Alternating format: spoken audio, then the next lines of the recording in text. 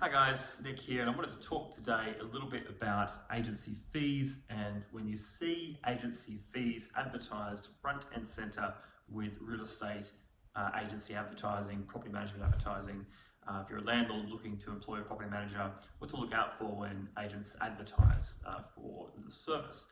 And this came about because I got a letterbox drop yesterday, which is quite interesting, from an agent that had their fees for service very prominent in the middle of their advertising. This is it actually, it's right in the middle of the DL. I don't want to embarrass the agent, they've not done anything wrong, but I did want to just focus on the idea of why an agent would do this. If you Google real estate services in most parts of the country, you will find a series of Google ads and various advertising, and quite a lot of the time, fees will be prominent. Every industry has what we call cost leaders, so agents that will be at the cheaper end of the scale, and that's perfectly fine. That's capitalism, nothing wrong with that. But it's important to understand why an agent would do that. The dominant reason any agent promotes their fee very, very prominently in their advertising is mainly because they are making a statement that I'm promoting how cheap I am because I'm concerned that what I actually do is not enough.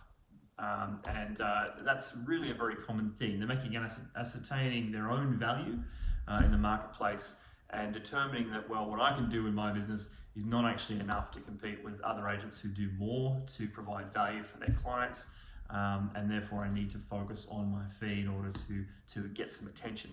In the real estate world, that's a dangerous thing because it often means that what the agent is doing is asking you to trust them with a very, very expensive asset worth hundreds of thousands of dollars at least, sometimes millions of dollars, and hoping that you'll engage them and trust them with that asset based on the fact that they simply aren't going to charge you very much. It'll also mean that they're looking inside of their own business to cut their own costs to make sure that they can actually make money doing it. Most agents actually don't make money doing that for the most part. But even if they do, they're looking at really removing expensive elements from their process, which are sometimes required to do an excellent job as an agent as well to I guess try to make any money out of that. And that's a really difficult thing to do. So nothing wrong with an agent being cheap, that's the thing, but be prepared as a landlord to understand why they are. If we walk into a car yard, we know that cars have four wheels and a steering wheel and doors and all the rest as well. But we accept the fact that lots of them are going to be priced very differently because of what they actually provide to you when you purchase them.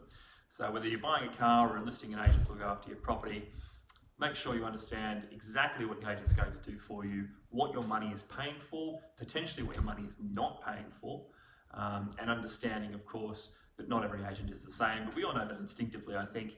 And if an agent is, again, advertising their fees up front and center in all their advertising, it is because they are concerned that what else they do is simply not enough to provide value for you as a client who trusts them with that very, very important asset.